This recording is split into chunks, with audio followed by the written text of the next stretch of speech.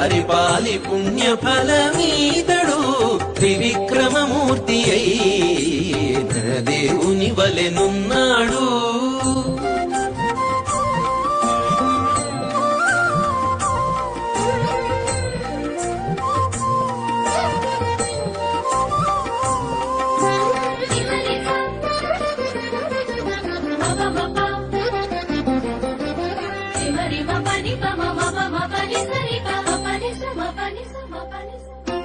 అక్కజపు రోమములు అన్ని లోకములొరయ మొక్కుచూ శ్రీ వెంకటేశు మోహపు పంటై.